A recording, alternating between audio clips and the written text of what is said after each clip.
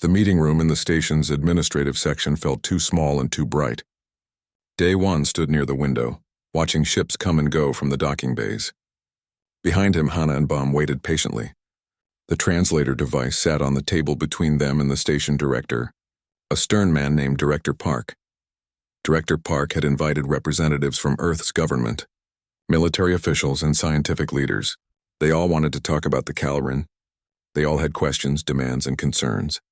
Daewon did not like the way some of them looked at Hana and Baum, like they were things to be studied or used, not people to be respected. "We need to understand the scope of this situation," Director Park began, his voice formal. "How many Calrin are there? Where are they located? What are their capabilities?" Hana listened to the translation, her three eyes moving from one human face to another. When she spoke, her words were measured and careful. "Calrin are private people. We not share numbers with those we not trust. We not share homes with those who might bring weapons. You ask wrong questions. You should ask how we work together. How we build friendship." A military officer leaned forward, his expression hard. "With all due respect, we need information for security purposes. Unknown populations near our colonies represent potential threats." Baum growled low in its throat. It was the first time Daewon had heard the young wolf make such a sound. Hana placed a calming paw on her pup, but spoke firmly through the translator. "You prove my point. You see threat where no threat exists. Calrin live near smoothskins for many years. We never attack. We never steal. We watch and learn. If we wanted to hurt you, we have many chances. But we not hurt because we not violent people. Your fear make you see enemies everywhere." The military officer's face reddened, but before he could respond, Yuna spoke up. "Hana is right. The Calrin have shown nothing but peaceful intentions. Baum saved 3,000 lives on this station. They have earned our trust and respect. But we need protocols," another official argued. "Trade agreements, territorial boundaries, communication systems. We cannot just have two species living together without structure." "Why not?" Daewon asked suddenly. Everyone turned to look at him. "Why do we need to make everything complicated?" Hana brought her sick pup to someone she thought could help. That person helped. They became friends. "Why cannot it be that simple?" "Because governments do not work that way," Director Park said, but his voice was not unkind. "I understand your point, Daewon. And I agree we should not overcomplicate this. But we need some framework for how humans and Calrin will interact going forward." Hana made a thoughtful sound. "We have idea. We call it pack-friend system. In Calrin culture, packs sometimes make friends with other packs. Friends help each other, share food, protect together. But friends not control each other, not demand things, just help when help needed. A mutual aid agreement," Yuna translated into more formal terms. The Calrin are suggesting a relationship based on voluntary cooperation, rather than binding treaties or regulations. The officials looked uncertain.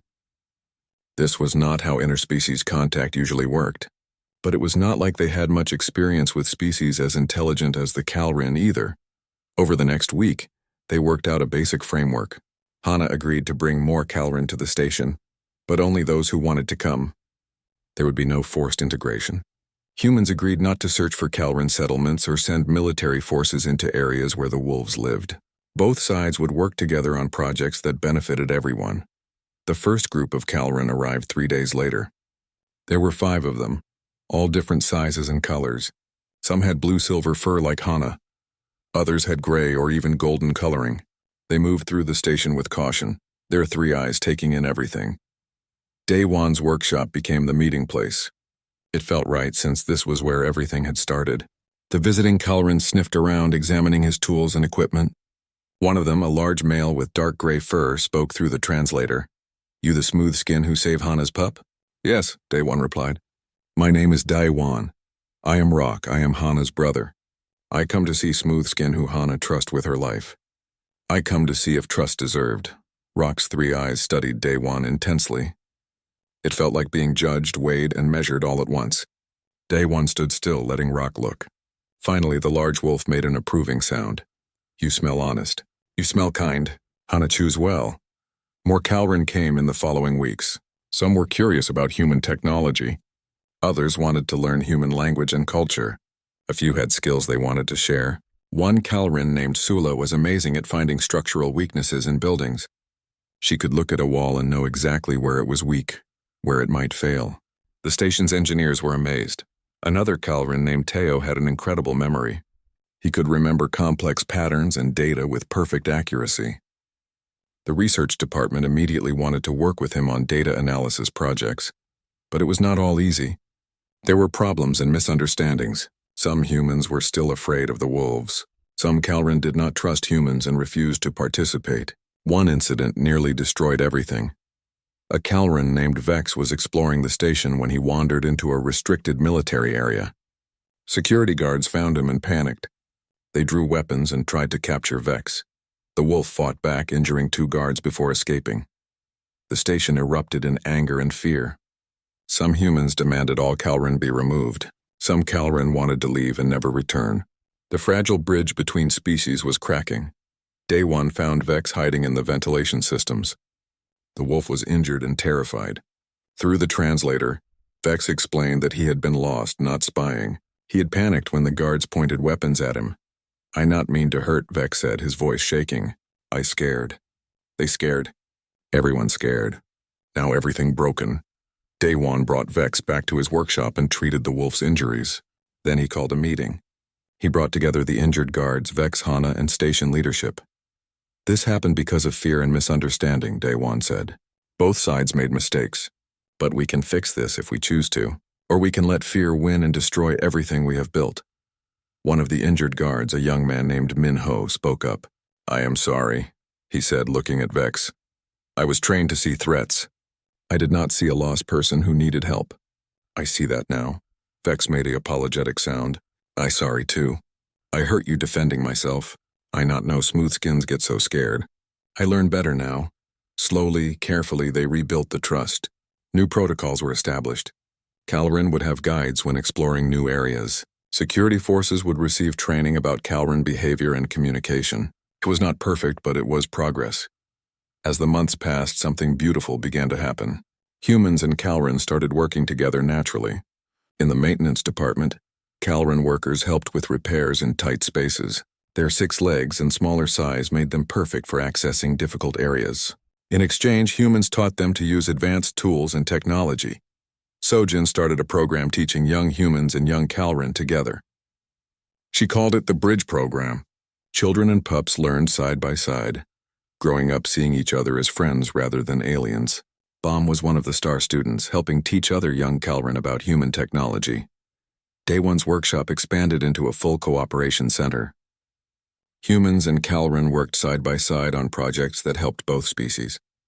They designed better life support systems, improved ship engines, and even created new forms of art that combined human and Calren aesthetics. One evening, Day 1 sat outside his workshop watching the artificial sunset on the station's view screen. Hana lay beside him, her large body warm against his side. Bomb was inside working on a project with Sojin and 2 other young Calren. "Did you ever imagine this?" Day 1 asked. "When you brought Bomb to me that night, did you imagine it would lead to all this?" Hana was quiet for a moment. "No," she finally said through the translator on her collar. "I just want to save my pup. Just want my baby to live." But something Calren believe. Small acts of courage create big changes. I make small act trusting you. You make small act helping stranger. These small acts grow into something bigger than both of us. The humans have a saying, Day 1 said. A journey of 1,000 miles begins with a single step. Your step that night changed everything. Our step, Hana corrected gently. We walked together. You could say no. You could turn away. But you not turn away. You step forward with me. We walked this path together. Inside the workshop, they could hear laughter. Human laughter and Calren clicking sounds of joy mixed together. Young voices speaking both languages, sometimes mixing words from each. This was the future they were building. Not perfect, but hopeful. Other stations started requesting Calren workers. Other Calren packs began reaching out to human settlements. The relationship spread slowly, carefully, always based on mutual respect and voluntary cooperation. There were still problems and setbacks, but each time they found ways to work through them. Daewon thought about that night when a desperate mother had laid her dying pup at his feet. He had been just a mechanic trying to fix a broken thing. He had never imagined he would become a bridge between two species. The days following the rescue changed everything on the station. Hana and Bomb were no longer seen as dangerous animals. They were heroes. Workers would stop by Daewon's workshop just to see them. Children pressed their faces against the window, watching with wide eyes as the alien wolves moved around inside. Some people brought gifts of food or materials to make the workshop more comfortable, but the attention brought something else. Scientists. 3 days after the rescue, a ship arrived carrying a team of researchers. They had heard about the intelligent alien wolves and wanted to study them. Daewon was not sure how he felt about this. The lead researcher was a woman named Yuna. She was in her 40s with kind eyes and gentle movements. She did not rush into the workshop demanding access like some of the others. Instead, she waited outside until Daewon invited her in. "I am not here to harm them," Yuna said softly, noticing Daewon's protective stance. "I am a linguist. I study how different species communicate. What your wolves did was remarkable. I want to understand them, to help bridge the gap between our species." Daewon looked at Hana. The mother wolf studied Yuna carefully, her 3 eyes taking in every detail. After a moment, Hana made a low humming sound. It was not threatening. It was curious. "She is asking about you," Daewon said, surprising himself. He had spent so much time with Hana and Bomb that he was starting to understand their sounds. Yuna's eyes lit up. "You can interpret their communication?" "A little," Daewon admitted. "Different sounds mean different things, but it is more complex than I can understand alone." Over the next week, Yuna became a regular presence in the workshop. She brought recording equipment and analysis tools. She would sit for hours listening to Hana and Bomb communicate. She recorded thousands of sounds, looking for patterns and meaning. Bomb seemed fascinated by Yuna's equipment. The young wolf would watch the holographic displays showing sound waves and frequency patterns. Once, when Yuna was struggling to categorize a particular clicking sound, Bomb moved to the display and touched its nose to a specific pattern. Yuna checked and found that Bomb had pointed to the exact right category. "This is impossible," Yuna whispered, staring at Bomb. "This level of abstract thinking, of understanding symbols and patterns, this is advanced intelligence." "I tried to tell everyone," Daewon said with a smile, "but nobody listens to a mechanic." As Yuna worked, she discovered something amazing. The wolves' language was not simple like animal calls. It was complex, with grammar and structure. Different clicking patterns meant different things. The humming sounds carried emotional content. Even the way they moved their ears and tail had meaning. "They are not animals," Yuna announced after 2 weeks of study. "They are people. A different kind of people, but people nonetheless. They have language, culture, and intelligence that equals or exceeds our own in some ways." This discovery sent shockwaves through the station and beyond. Scientists from Earth wanted to come study these alien people. Diplomats wanted to establish contact. Military officials worried about what this meant for human expansion into space. But Yuna had a bigger goal. She wanted to build a translator, a device that could convert the wolves' language into human speech and vice versa. It took 3 more weeks of work, with Hana and Bomb helping by providing examples and corrections. The wolves seemed to understand what Yuna was trying to do and actively participated in creating the translator. The day they tested the translator was one Daewon would never forget. Yuna placed the small device on a table between them. Hana sat across from it, watching with her 3 intelligent eyes. Bomb stood beside its mother, tail wagging with excitement. "Can you understand me?" Yuna asked in Korean. The translator beeped and clicked, converting her words into wolf language. Hana's ears perked up. She made a series of sounds in response. The translator processed them and spoke in a mechanical but clear voice. "Yes, understand. Finally speak to Smoothskins." The workshop went completely silent. Daewon felt chills run down his spine. After all these weeks, Hana could finally tell them what she was thinking.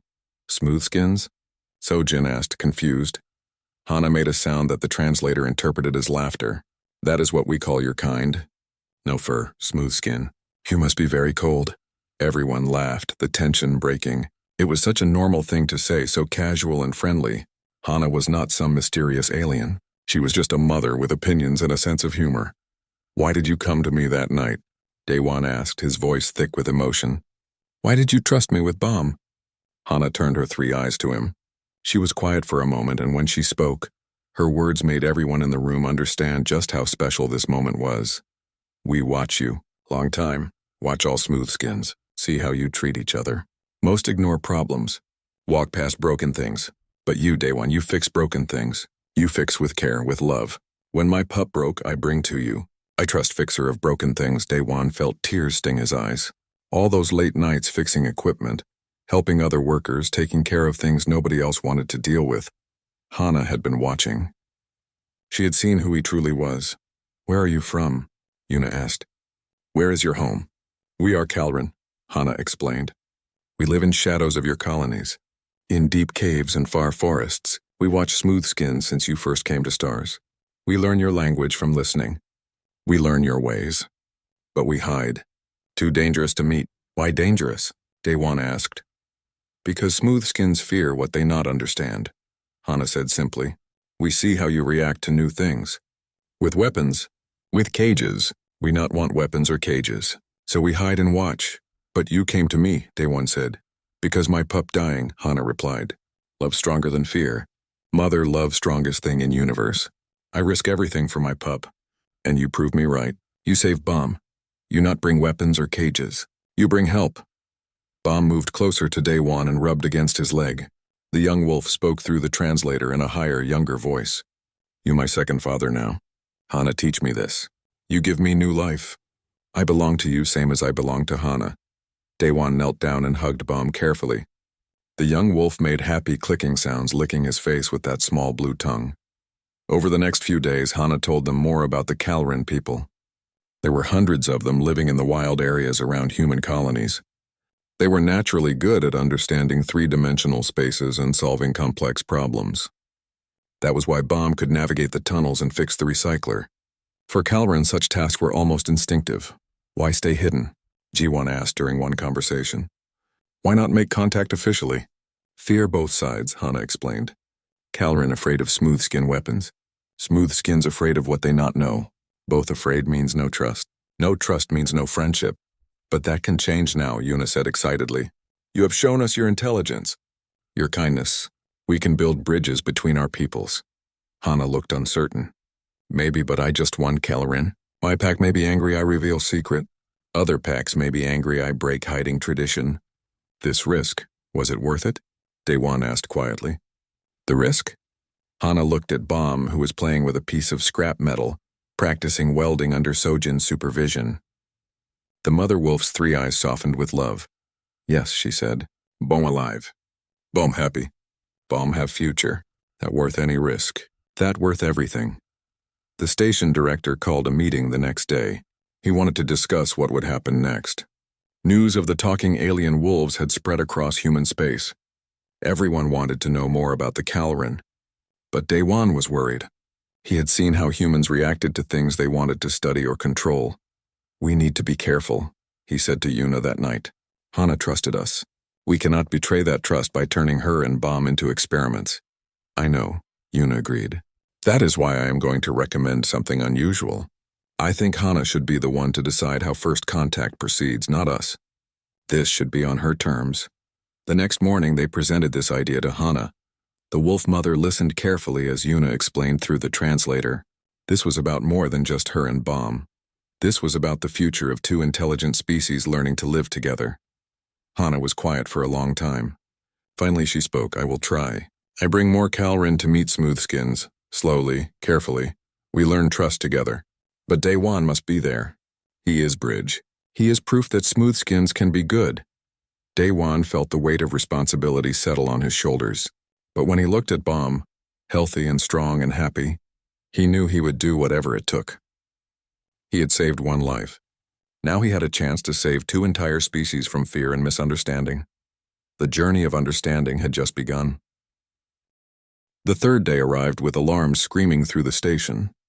Day-One jerked awake on his cot, his heart racing. Red emergency lights flashed on the walls. The sound was deafening, a high-pitched wail that meant serious danger. Hana was already on her feet, her body tense and ready. Bomb huddled close to its mother, making frightened clicking sounds. Day-One grabbed his communicator from the workbench. What is happening? He shouted into the device. Emergency in Sector 7. A panicked voice came back. Main oxygen recycler is failing.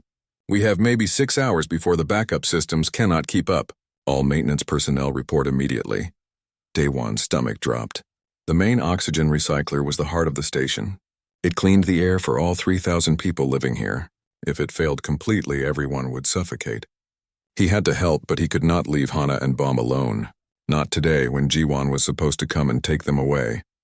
He ran through the corridors toward Sector 7, his tools clanging on his belt. Other workers rushed past him, all heading the same direction. When he reached the recycler room, chaos greeted him. Engineers crowded around a massive machine that hummed and wheezed like a dying animal. Smoke rose from several panels. The smell of burning plastic filled the air. "What is the damage?" Daewon asked, pushing through the crowd. The chief engineer, a man named Tai Min, looked up with desperate eyes. "A major failure in the core filtration system. The damage is deep inside in the access tunnels. But the tunnels are too narrow. None of us can fit through them to reach the broken parts. We tried sending repair drones, but they keep getting stuck in the twisted passages." Daewon studied the holographic display showing the station's internal structure. The damaged area was visible as a pulsing red spot deep in a maze of narrow tunnels. The tunnels were only about 40 centimeters wide, built for maintenance drones, not humans. His mind raced, searching for solutions. Then an idea hit him. It was crazy. It was impossible. But it was the only chance they had. "I need 20 minutes, Daewon said. "Do not do anything until I get back." He ran back to his workshop, his breath coming in gasps. Hana stood up as he burst through the door, sensing his urgency. Bomb, now much stronger and almost half its mother's size, watched with alert eyes. "I need your help," Daewon said, even though he knew they might not understand his words. He pulled up a holographic display on his portable projector, showing the station's internal tunnels and the damaged recycler. Hana moved closer, her 3 eyes studying the glowing projection. Daewon pointed at the damaged section, then at a picture of a repair drone. He made gestures with his hands, trying to show movement through the tunnels. "In repair, out." Hana stared at the display for a long moment. Then she turned her head and made a series of clicks at Bomb. The younger wolf approached the hologram, studying it carefully. Daewon held his breath. Could they understand?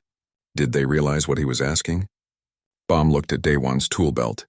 The pup moved forward and carefully took a molecular welder in its mouth, the same tool Daewon used to fix broken circuits. The young wolf held it gently, showing it to its mother. Hana made an approving sound. Daewon's heart pounded with hope. "You understand," he whispered. "You actually understand." He gathered the tools Bomb would need: a molecular welder, a connector repair kit, and a small diagnostic scanner. He attached them to a lightweight harness designed for repair drones. Bomb stood still while Daewon fitted the harness around its body, adjusting the straps to fit the alien wolf's unique shape. "This is dangerous," Daewon said, looking into Bomb's 3 yellow eyes. "But if you cannot do this, 3,000 people will die. I would never ask this of you if there was any other way." Bomb made a sound, a confident clicking that seemed to say, "I am ready." Hana touched her nose to her pup's head, giving one final message of encouragement and love. Then they left the workshop together, heading back to Sector 7. The engineers stared in shock when Daewon returned with 2 alien wolves. Several people stepped back in fear. Taemin looked at the wolves, then at Daewon, and understanding dawned on his face. "Are you serious?" Taemin asked. "Do we have a better option?" Daewon replied, "They did not." Taemin nodded and opened the access panel. The tunnel beyond was dark and narrow, barely wide enough for Bomb to fit through. Daewon attached a tiny camera to Bomb's harness so they could watch on the monitors. He gave the young wolf the molecular welder, and Bomb took it carefully in its mouth. "Straight ahead for 50 meters, Daewon instructed, pointing down the tunnel. "Then turn left. Follow the red pipes. They will lead you to the damaged area." He had no idea if Bomb understood his words, but the young wolf looked at the holographic map one more time as if memorizing the route. Then without hesitation, Bomb squeezed into the narrow tunnel and disappeared into the darkness. The room fell silent except for the wheezing of the dying recycler. Everyone watched the monitor showing the camera feed from Bomb's harness.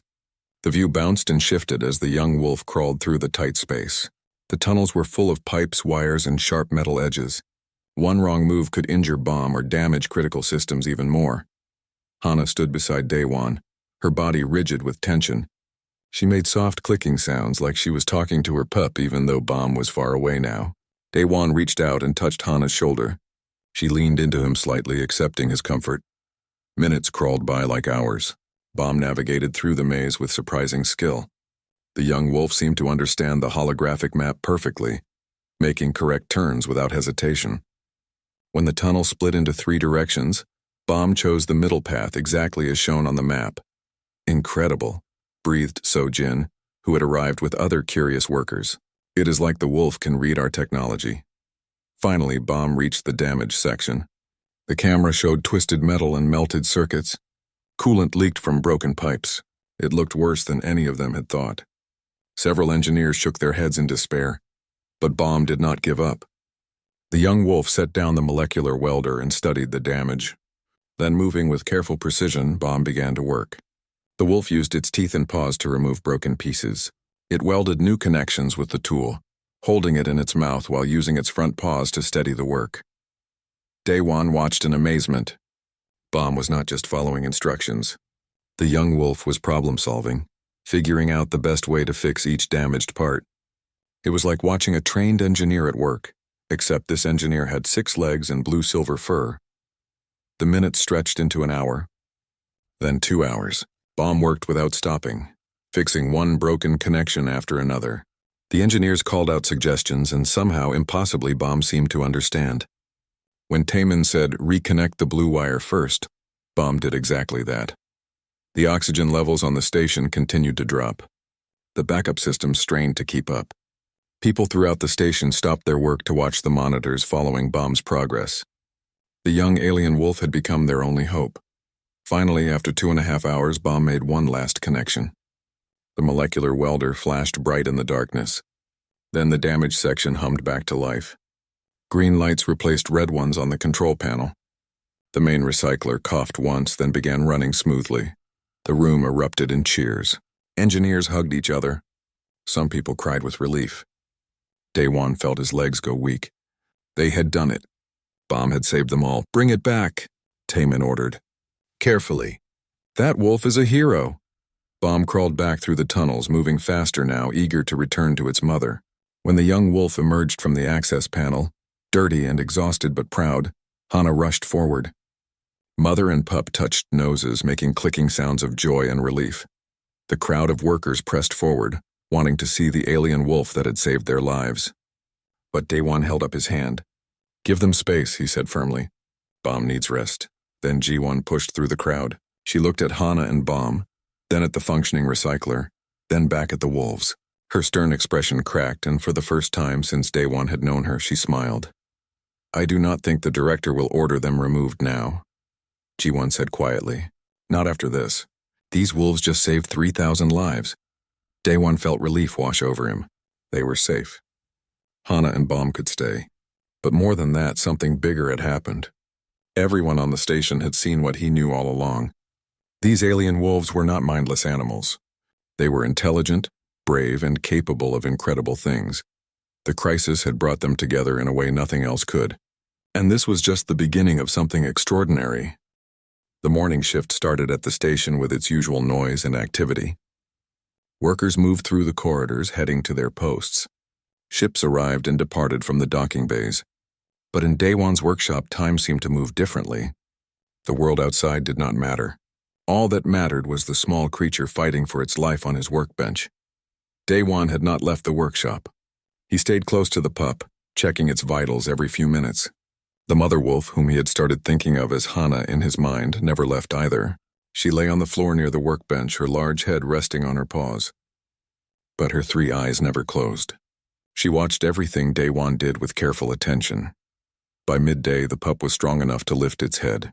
The small creature looked around with confusion, trying to understand where it was. Hana immediately stood and moved closer, making soft clicking sounds. The pup responded with its own weak clicks. It was like watching a mother speak to her child, comforting it with gentle words. Daewon brought water in a clean container. He had no idea what alien wolves drank, but water was water.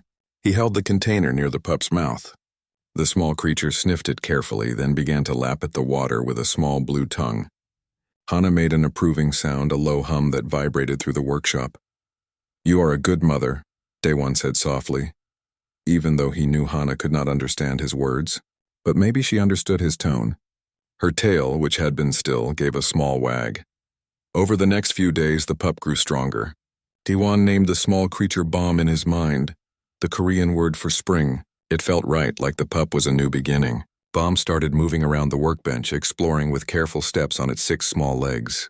The wound on its side was healing well, the synthetic skin patches doing their job perfectly. But Daewon faced a problem. People were starting to talk. Workers who passed by his shop saw the giant alien wolves inside. Some were curious. Others were scared. Daewon tried to keep his door closed, but word spread quickly on a small station like this. On the 4th day, his supervisor came to visit. Ji-won was a tough woman with short black hair and a no-nonsense attitude. She ran the maintenance department with strict rules and expected everyone to follow them. When she walked into the workshop and saw Hana and Bomb, her face went pale. "Daewon, what in the name of Earth are you doing?" Ji-won asked, her voice sharp. She stayed near the door, keeping her distance from Hana. "They needed help," Daewon replied simply. He was changing Bomb's bandages as he spoke, his hands gentle and sure. "They are wild animals. Dangerous. They could attack at any moment. They could be carrying diseases." Ji-won crossed her arms over her chest. "You cannot keep them here." Daewon looked at Hana. The mother wolf was watching Ji-won but showed no signs of aggression. "Look at her," Daewon said. "Does she look dangerous to you? She brought her dying baby to me for help. She trusted me, a complete stranger from a different world. That is not the action of a mindless animal." Ji-won studied Hana for a long moment. The wolf's 3 eyes met hers and something passed between them. Ji-won's expression softened just a little. "The station director knows about this. He wants them removed. I bought you some time, but you have 3 days. 3 days to figure out what to do with them."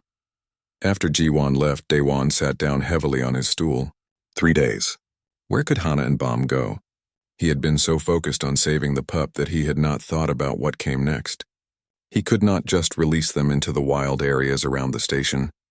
Bomb was still too weak, and he could not keep them hidden forever. Hana seemed to sense his worry. She moved closer and laid her massive head on his knee.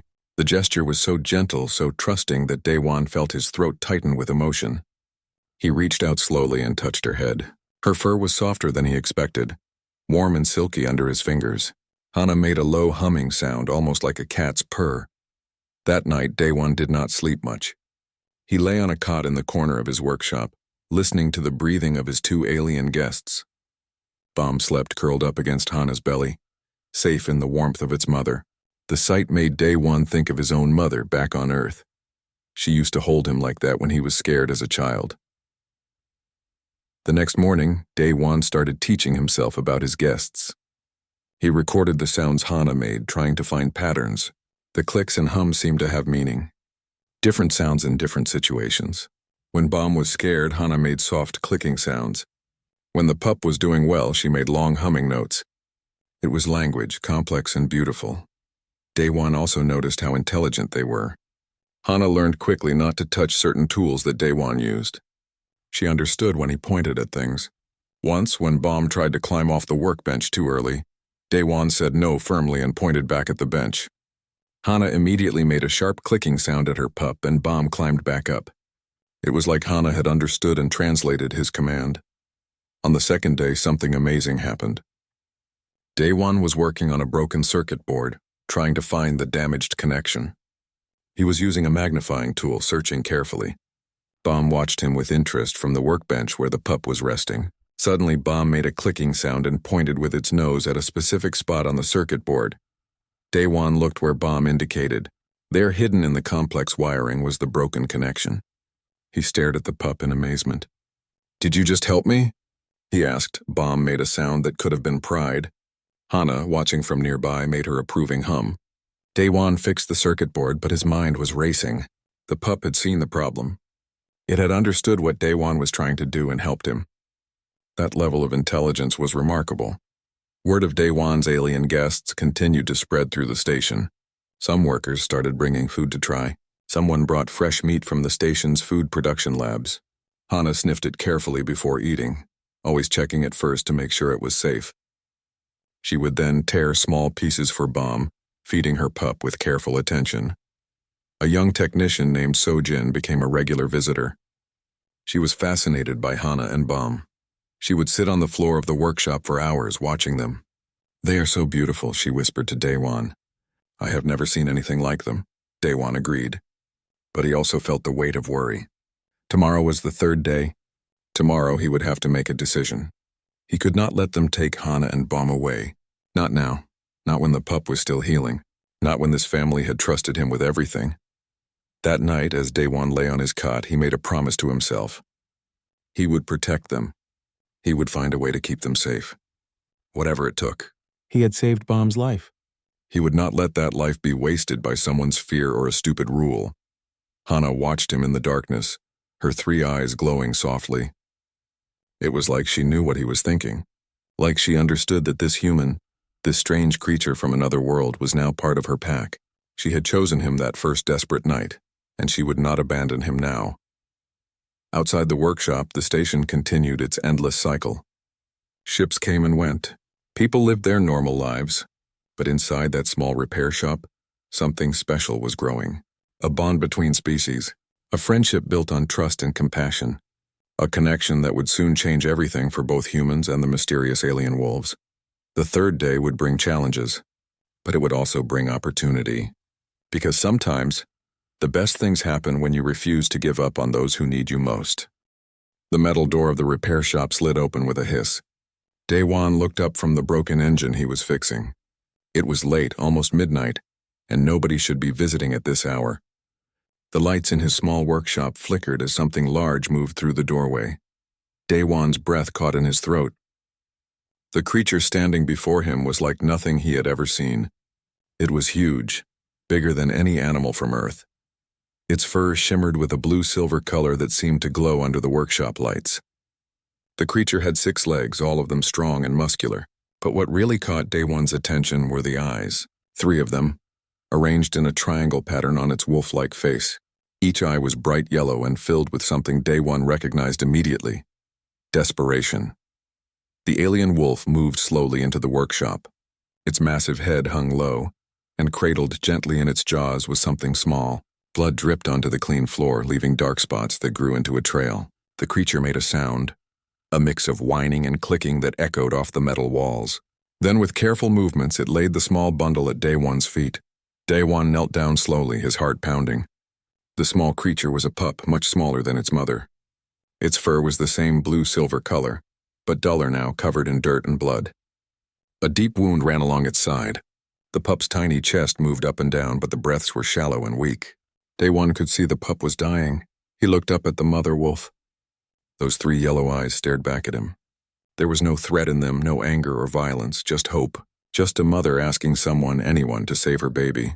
Daewon had worked on this frontier station for 5 years. He fixed ships, repaired life support systems, and kept the machinery running. He had never worked on a living thing before, but as he looked at that dying pup and its desperate mother, he knew he could not say no. "Okay," Daewon whispered. His hands were shaking. "I will try. I promise I will try."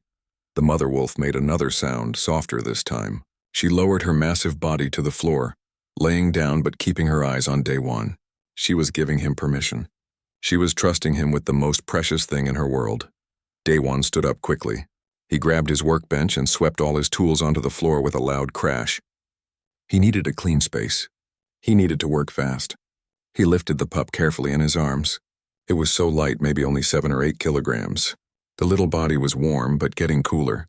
That was a bad sign. He laid the pup on the workbench under his brightest light. The wound was worse than he thought. It looked like something had torn the pup's side open, maybe a sharp rock or another animal. The bleeding had slowed, but infection was already setting in. The pup's breathing was getting weaker. Daewon's mind raced. He ran to his emergency medical kit on the wall. All frontier workers carried these kits. They were designed for humans, not alien creatures. But it was all he had. He grabbed antiseptic spray, bandages, and a medical scanner. His hands moved on their own, years of training taking over his fear. He sprayed the wound with antiseptic. The pup's body jerked, and the mother wolf made a low growling sound. Daewon froze, waiting to see if she would attack. But after a moment, the mother settled back down. She understood he was trying to help. The medical scanner beeped as Daewon ran it over the pup's body. The device was confused by the alien biology, showing readings that made no sense. But Daewon could see enough. The pup had broken ribs. Its heart rate was too slow. It was going into shock. "Come on, little one," Day-Wan muttered. "Stay with me." He worked through the night. He cleaned the wound carefully, removing dirt and debris. He used synthetic skin patches to close the deep cuts. The mother wolf watched every move, her 3 eyes never leaving her pup. Sometimes she would make soft clicking sounds like she was talking to her baby, telling it to hold on. Day-Wan found a bone regenerator in his toolkit. He normally used it to fix cracked metal frames on ships. But bones were bones, right? He hoped so. He carefully applied the device to the pup's broken ribs. The machine hummed to life, sending healing energy into the small body. Hours passed. Day-Wan lost track of time. He set up an IV drip using nutrient gel from the station's emergency supplies. He had no idea if it would work on alien biology, but the pup needed fluids. He injected a weak stimulant near the pup's heart, hoping to keep it beating. He monitored the vital signs on equipment that was never meant for this purpose. The mother wolf never moved except to shift her position slightly. She never ate or drank. She just watched and waited, trusting this strange human creature with her dying child.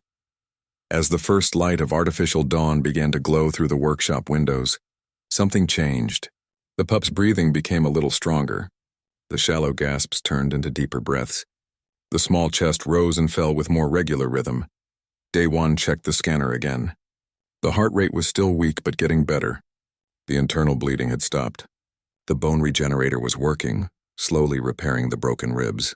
Against all odds, the pup was fighting back. Day-Wan slumped against the workbench, exhausted. His back ached from bending over for hours. His eyes burned from lack of sleep. But when he looked at the mother wolf, he saw something that made all the pain worth it. Her 3 eyes were brighter now. Her ears, which had been flat against her head, were standing up. She knew. She could sense her pup was going to survive. The pup's eyes flickered. 3 small yellow eyes, just like its mother's, opened slowly. They were cloudy and confused, but they were open. The tiny mouth opened, making a weak clicking sound. The mother wolf stood up immediately, moving to the workbench. She touched her nose gently to her pup's head, making soft sounds that seemed to wrap around the small creature like a blanket. Day-Wan stepped back, giving them their moment. He had done it. Somehow, with nothing but basic medical supplies and mechanics tools, he had saved an alien life. He had no idea what this meant. He had no idea what would happen next. All he knew was that a mother had asked him for help, and he had not turned her away. The mother wolf looked at him over her pup's small body. Those 3 yellow eyes met his 2 brown ones. In that moment, something passed between them. Understanding, gratitude, respect. The beginning of something that neither of them could have imagined. Outside the workshop, the station was waking up. Soon people would start their day, going about their normal routines. They had no idea that in a small repair shop, a bridge between 2 species had just been built. 1 dying pup, 1 desperate mother, 1 mechanic who chose to help instead of turning away. This was just the beginning.